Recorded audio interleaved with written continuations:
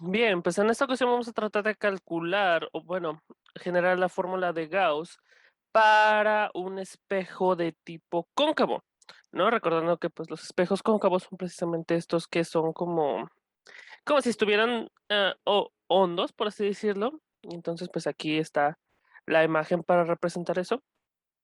Y pues bueno, para poder deducir esta fórmula vamos a requerir pues algunas consideraciones y bueno, algunos nombrecitos. Vamos a llamar P la distancia al objeto, la distancia que hay del objeto al espejo, aquí lo podemos mostrar, de O hasta V, esa sería la distancia P. Después Q es la distancia de la imagen al espejo. Entonces, pues ahorita vemos cómo van los rayos, pero pues donde se genere la imagen, pues es de esa distancia al espejo o al vértice. La vamos a llamar Q. O bueno, vamos ahorita a poner la letra Q.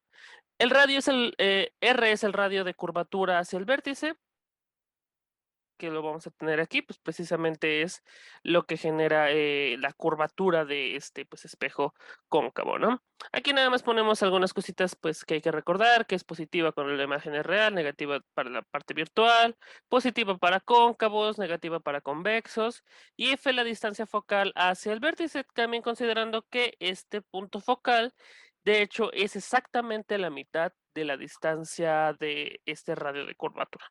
¿Sale? Entonces, bueno, serían las primeras consideraciones que tenemos que tener en cuenta. Y bueno, ¿qué vamos a también tener en cuenta? Pues primero que nada, nosotros tenemos que, del objeto estaríamos considerando un rayo de luz que iría en esta dirección, ¿no? O sea, aquí voy a dibujar tantito una flecha que se dirige hacia acá. Y entonces va a chocar en algún punto con este espejo y se va a reflejar. Nosotros sabemos que por, pues, ley de reflexión, si algo incide, tiene que reflejarse respecto a la horizontal. Aquí podríamos incluso dibujar una recta horizontal, se va a reflejar con exactamente el mismo ángulo de incidencia, ¿no? Estamos hablando de que la normal es precisamente, de hecho, pues perpendicular al radio entre el centro y el espejo. Entonces, de ahí que se divide en dos ángulos que aquí no se nota tanto, pero aquí podríamos llamar que esto es teta y esto es teta, ¿no? O sea, estos dos ángulos son iguales. ¿Y esto en qué me ayuda? Pues precisamente que los ángulos sean iguales, nos van a dar por ahí algunas propiedades de triángulos. ¿Estamos de acuerdo? De estos triángulos que se forman por aquí, que sería el OPI, este triángulo que incluso vamos a ponerlo con un poquito de amarillito aquí hasta acá y de aquí hasta acá. Y esto, ¿no? Entonces se me forma un triángulo que si se dan cuenta está dividido por un ángulo que es el mismo, ¿no? Y entonces vamos a tener una propiedad bien bonita que nos va a decir que la distancia OP, que sería básicamente la distancia del objeto al punto donde se está reflejando, entre la distancia IP, o sea, la distancia que hay del punto donde se está reflejando a la imagen va a ser igual a la distancia OC, o sea, digamos que este lado que está opuesto a este ángulo que comparten, entre, pues de hecho, digamos que el lado homólogo del ángulo también opuesto que comparten, ¿no? Entonces, digamos que esa relación se va a mantener precisamente porque el ángulo de estos dos triángulos, pues es la misma. ¿Estamos de acuerdo? Entonces, aquí sería CI.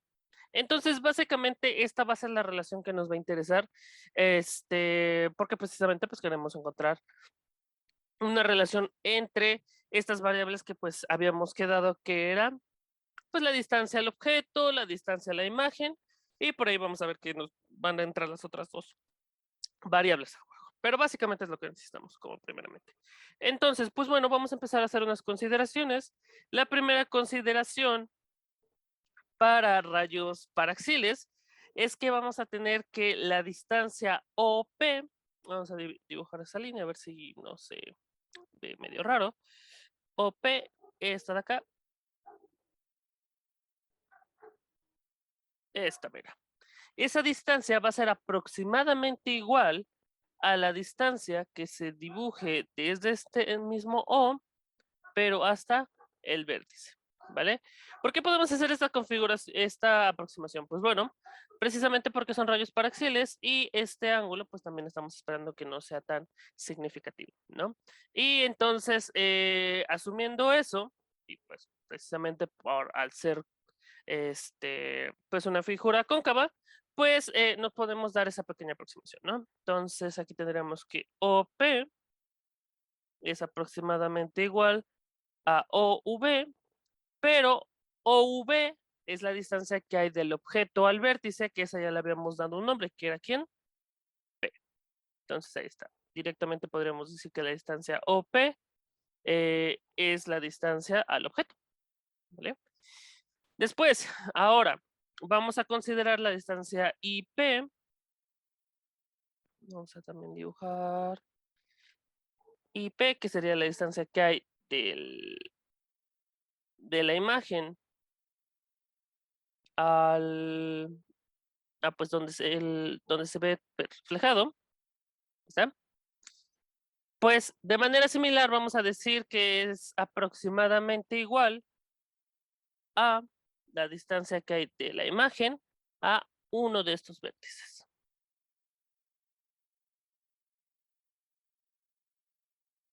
Ahí está. Entonces, estas dos distancias, pues estaremos diciendo que son muy parecidas, si no es que iguales.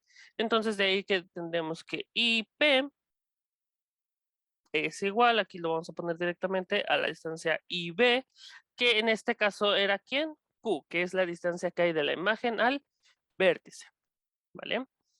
Y pues bueno, entonces ya tenemos que IP es Q. Si se dan cuenta, estamos tratando de poner la relación que teníamos aquí arribita, o P y P, con las letras que ya conocemos, que son distancias, ¿no? Entonces ahora faltaría obtener OC y CI. Entonces, para obtener OC, perdón, si yo quiero OC, ¿quién es OC? Pues bueno, nos fijaremos que OC es la distancia que hay del objeto al centro de curvatura. ¿Estamos de acuerdo? Esta ya no me salió con una línea, perdón. Al centro de curvatura. Y entonces, ¿cómo la puedo obtener? Pues bueno, si nos damos cuenta, yo ya había definido que la distancia, y de hecho aquí en la misma imagen lo notamos, es que la distancia que hay del centro al vértice, pues es ¿quién? R. Es una distancia R. Entonces, si yo sé que desde aquí hasta acá, o sea, desde O hasta B, mide P, o más bien, va a ser la distancia OB, que es la distancia total del objeto al vértice, menos esta distancia del radio de curvatura, que es CV. Entonces, pues finalmente podemos escribir esto como P menos R, la distancia al objeto menos el radio de curvatura. Entonces, si lo están notando, pues bueno, de manera muy similar, haríamos lo mismo para la de acá. De manera que ahora, ¿quién es la otra pieza que me falta? CI, habíamos dicho, ¿no? Entonces, CI, en este caso, ¿quién es? Pues bueno, CI es la distancia que hay del centro de curvatura a la imagen. Entonces, pues de aquí puedo notar que esta distancia va a ser, ¿qué? Pues va a ser la distancia total CV, que es el radio de curvatura, menos la distancia de la imagen al espejo, ¿no? Que sería esta de acá, que sería Q. De manera que esto ya lo puedo escribir como CV menos y V, y esto sería R menos Q. Y ahí está. Entonces ya teniendo todo esto, pues ya solamente nos queda sustituirlo en la relación que teníamos arribita y empezar a generar pues álgebra, ¿no? Entonces, pues bueno, habíamos dicho que la relación de OP es a IP, pues también lo puedo ver como una fracción. Recuerden que a final de cuentas esto también podríamos decir que es una proporción o una igualdad de razones, entonces vamos a proceder a eso, ¿no? Entonces OP es P directamente y P es Q, entonces tendremos que P sobre Q es igual a OC sobre CI, o sea, P menos R sobre R menos Q. Y en realidad pues ya tenemos una relación, ¿no? Pero para poder, digamos que plasmar directamente esta relación que tiene pues Gauss, pues vamos a hacer un poquito de álgebra para pues dejarla elegante, ¿no? Entonces primero vamos a pasar a multiplicar cruzado, de manera que me va a quedar esto como P por R menos Q igual a P menos R por Q, ¿sale?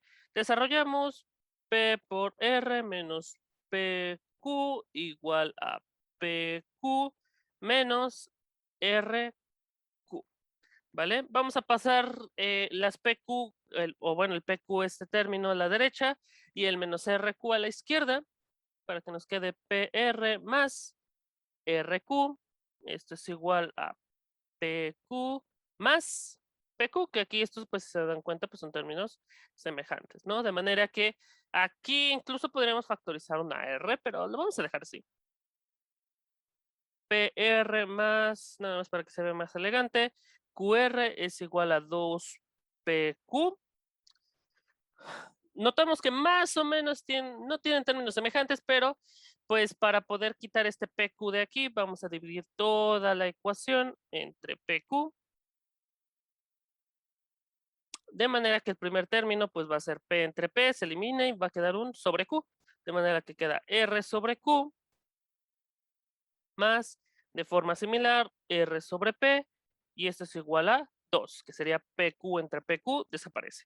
Y ya nada más, ahora nos vamos a deshacer de este R, dividiendo toda esta ecuación sobre R. De hecho, lo pudimos haber hecho desde el inicio, pero para que se notara más, ¿no? Entonces queda 1 sobre Q más 1 sobre P, y esto sería igual a 2 sobre R, ¿vale?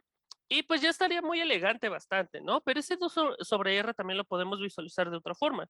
Nosotros habíamos dicho inicialmente que R era el radio de curvatura, pero si se dan cuenta, ¿quién habíamos dicho que era la mitad? Ah, el foco, la distancia focal.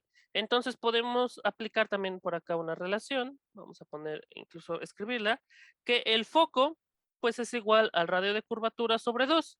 Entonces, ¿qué se dan cuenta? Ah, son recíprocos. Entonces, 1 sobre F es igual a 2 sobre R. De manera que sustituyendo esta última de acá en esta ecuación final, pues voy a tener que va a ser 1 sobre Q más 1 sobre P, y esto va a ser igual a 1 sobre F. Y listo, ahí está. Esta sería la fórmula de Gauss para un espejo de tipo cóncavo. Y listo, muchas gracias.